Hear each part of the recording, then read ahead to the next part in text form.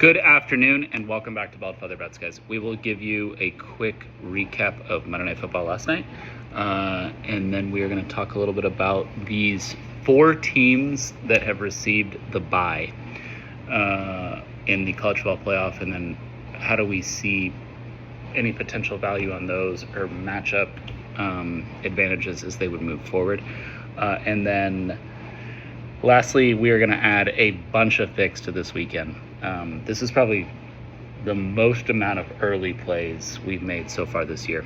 So make sure you stick around because we're giving out, I don't know, 9 additional picks on the weekend. But first, please make sure you're subscribed to the channel and notifications on so you know when we post.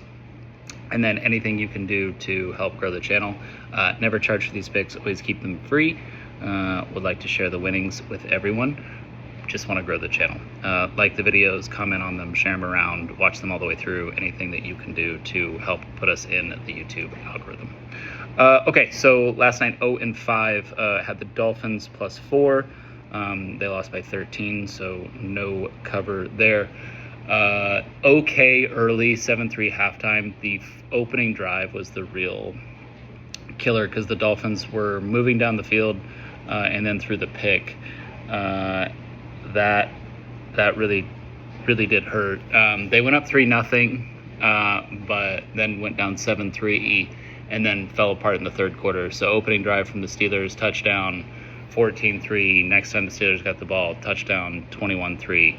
And then the next time the Steelers got the ball, touchdown, 28-3. So that third quarter was an absolute disaster. When Tua threw that pick, I was like, oh no, we're getting cold weather Tua. And then Aaron Rodgers probably played the closest I've seen him play to 2020-2021 Aaron Rodgers since the Achilles tear. So actually, maybe even that last year in Green Bay before the Achilles tear. That was very vintage A-Raj.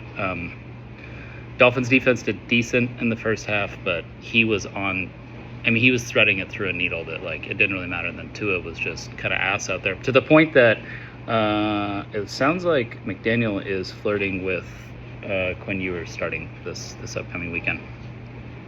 We'll see how that goes. I'd be surprised if he actually does pull that trigger, but maybe you want to know what that. I mean, because once you do that, you're opening Pandora's box. But that's we'll talk about NFL in tomorrow's video. So 0-5 on that.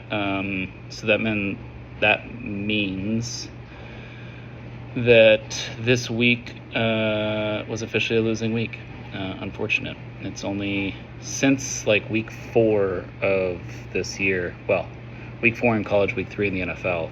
We've only had 3 losing weeks. They were week 12, week 14, and week 16. But that's okay.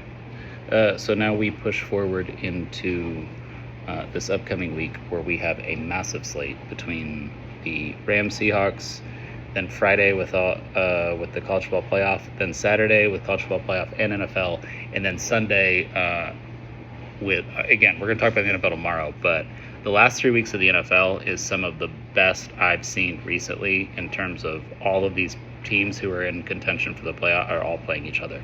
Like, sometimes play each other multiple times, like Tampa Bay and Carolina. But anyway. Okay.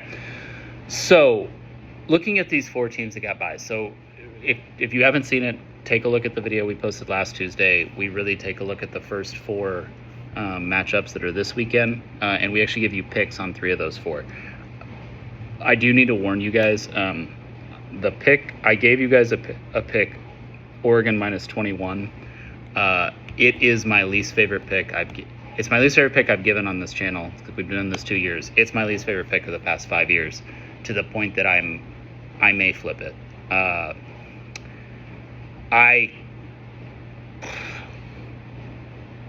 I'm almost to the point where, like, unless Oregon does what Penn State did to SMU last year, which is essentially where they turn them over and get defensive touchdowns and things like that, I almost don't see a path to Oregon covering this number.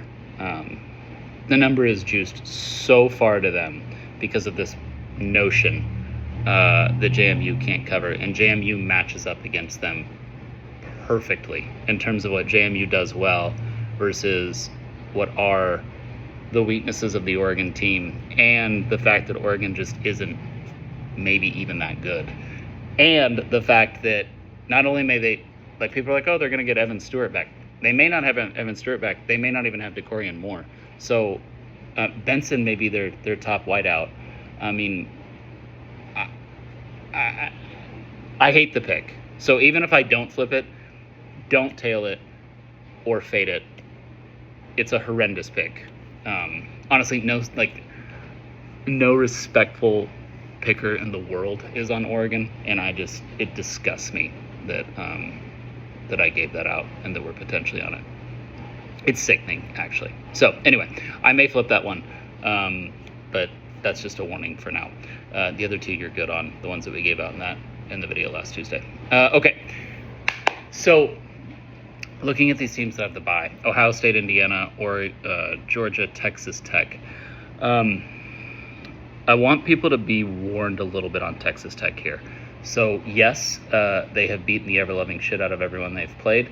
They have not really played anyone, and that includes BYU twice, the 2 times that they played them. They have red zone issues, and they have what I call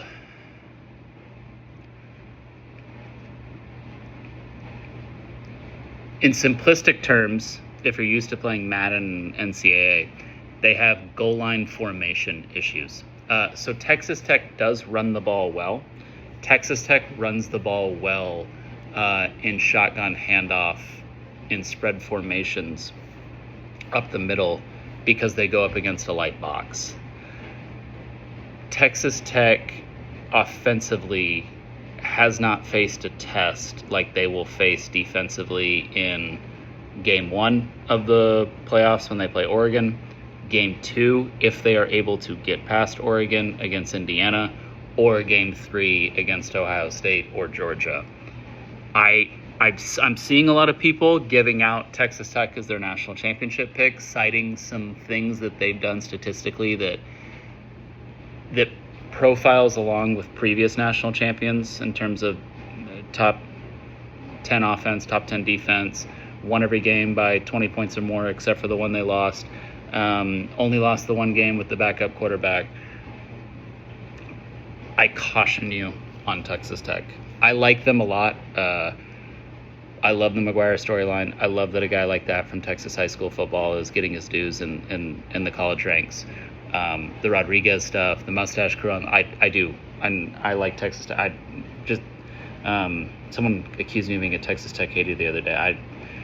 The University of Texas and Texas Tech don't dislike each other all that much. Like, we have fun with each other, but we don't dislike each other all that much. Like, Texas Tech isn't an embarrassment to the state of Texas the way A&M is. They're actually a self-respecting school, and Lubbock is fun as hell to party in. But I caution you guys in terms of future tickets on them, because I know they are enticing right now because you think you're getting really good value, but you're actually not. You're not getting good value.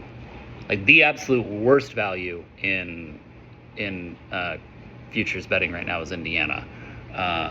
And so it's like you think you're kind of getting good value on Texas Tech, but neither of those two teams meet the blue chip ratio threshold, and I don't think you're getting good value on either of them on a championship ticket.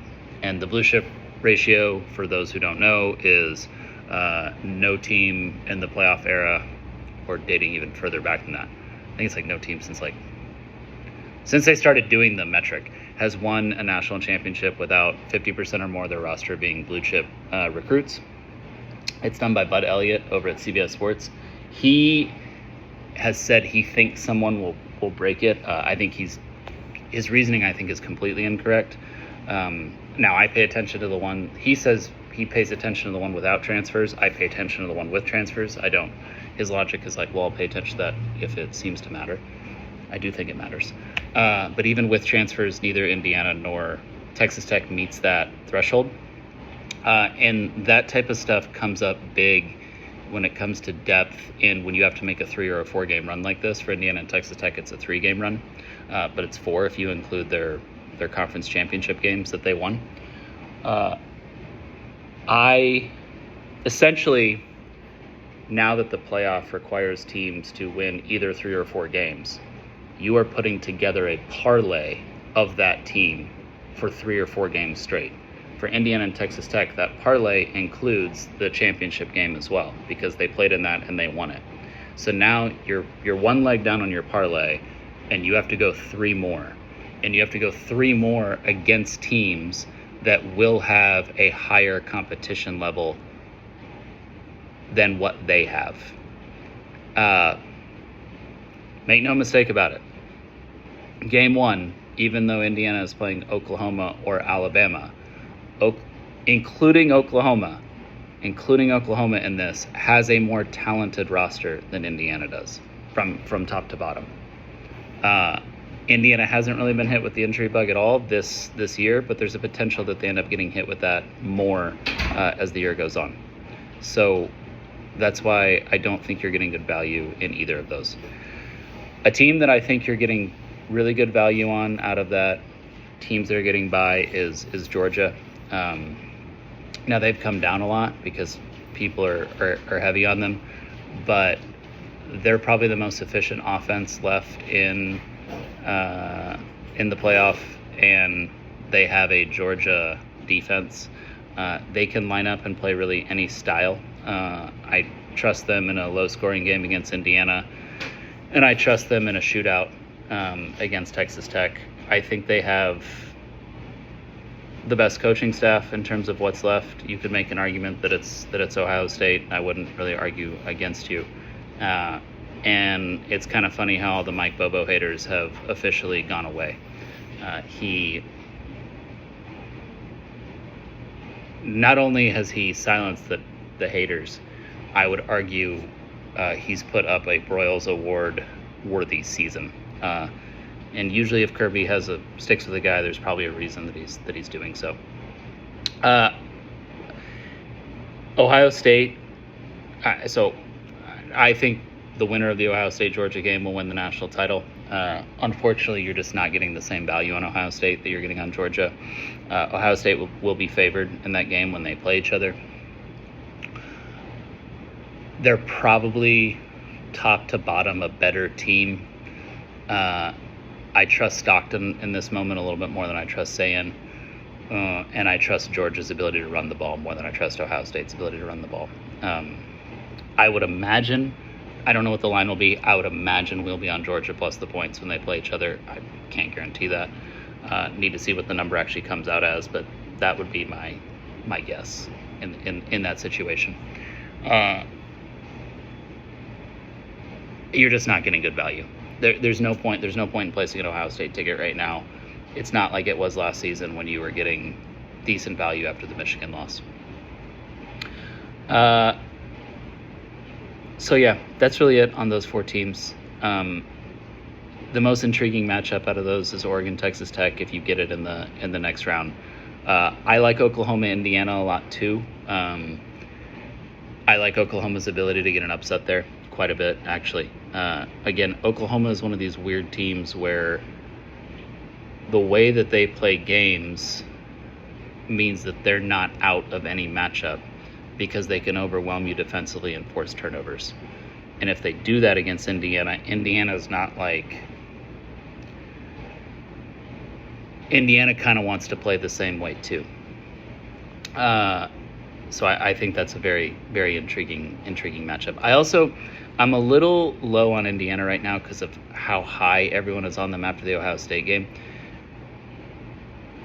Ohio State didn't win the game because they had 2 red zone possessions that came up with 0 points. If they kick a field goal instead of Sayin's knee going down, and then they make the field goal from 30 yards, chip shot, and just happen to shank it, then Ohio State wins, and everyone's guaranteeing that Ohio State's going to win the national championship and they're the greatest team of all time. So, we're so fickle between how we look at teams just based off of a 3-point result, really based off of any result. None of that stuff matters in terms of who's going to win moving forward. I think it's my most famous line on Bald Feather Bets, and I've tried to preach it as many times. Previous game outcomes have zero impact on the next game. It's why I'm about to give you Raiders plus 15 for 3 units when we get to that point. It doesn't. I don't care about the previous outcomes. I don't care about the trends for the past 5 years or things like that. None of that stuff matters. When it comes down to data analytics, that stuff is thrown out. And one of the reasons that we have a winning record and a track record of having a winning record of Bald Feather Bets is we ignore all those things. Okay.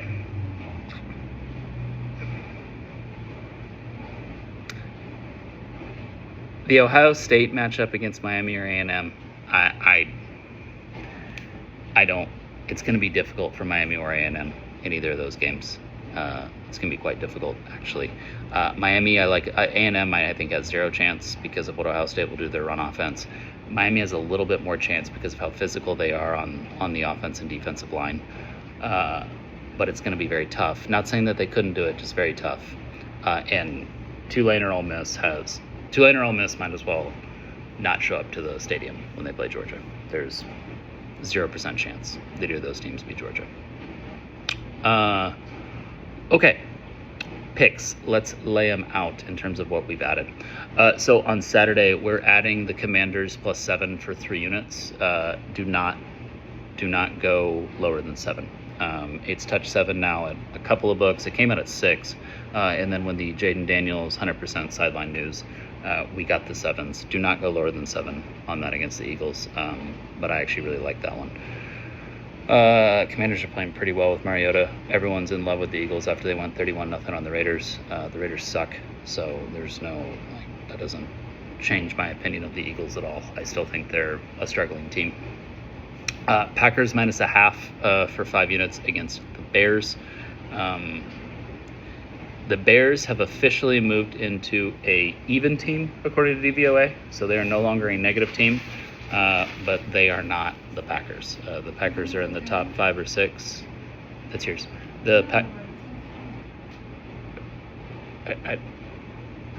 What?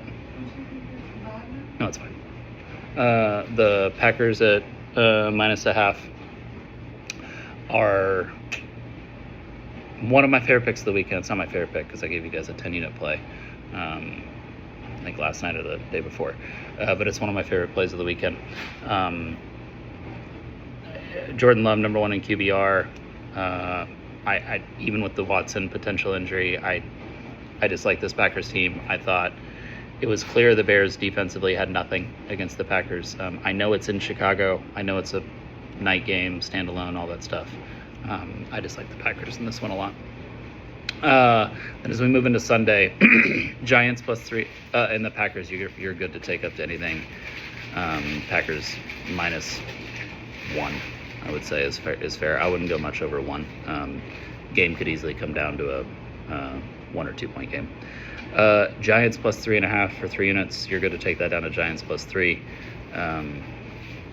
It just coin flip game. We're taking the team that's getting the field goal. Jets plus 5 for 3 units. You're going to take that down to anything Jets plus 4. Saints shouldn't be favored by more than a field goal against anybody. Dolphins plus 2.5 for 3 units. We got the 2.5 because there's a potential that they're going to pull Tua and Quinn's going to go. The line came out at Dolphins plus 1. And then as soon as it went to 2.5 after that news, we were snagging that immediately. And Tua may end up playing, and then it would just bounce right back down. And Cincinnati is a dumpster fire right now. So Cincinnati also shouldn't be favored against anybody, especially not the Dolphins. Dolphins play bad in cold weather. They always play bad in cold weather. That data point isn't of any concern to us. Jaguars plus 3.5 for 5 units. You're going to take that one down to anything Jaguars plus 3. Love that one. People are acting like this Jaguars team isn't very good, but they are very good. They have one of the best offenses in the NFL. I think they are absolutely live to go into Denver and get an outright win.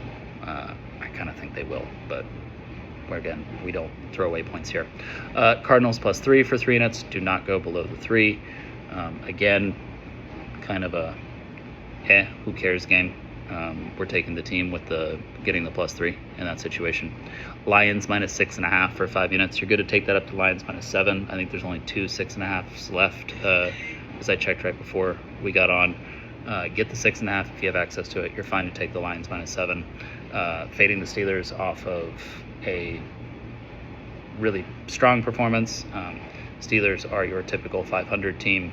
I think the Lions also have a bounce back. Lions have been doing this thing where they cover, then don't cover, cover, then don't cover, cover, then don't cover. We're on a cover week. So Lions -6.5, 5 units. And then Raiders +15 for 3 units, because we are dying on this ship. We bet the Raiders every single week, and we are dying on that ship. I don't care if I think they're like 2-10 ATS. No, they're better than that. Someone else is 2-10 ATS. I think they're actually a lot better than you would think. They're still losing ATS, but they're a lot better than you would think. But yeah, we're never getting off this ship. We will die with the Raiders, as it is our sacrifice to the gods each week. Okay, that's it. Thank you guys. Appreciate it. Again, give the video some love. We'll be back at you again tomorrow with our NFL playoff picture landscape, which I cannot wait for that one, because there's some really interesting and good potential futures in the NFL, and this playoff landscape over the next 3 weeks is wild.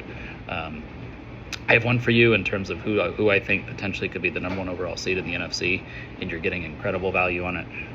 Yeah, we'll be back at you again with that one tomorrow. Thank you guys. Stay safe out there, stay warm, and tune in tomorrow.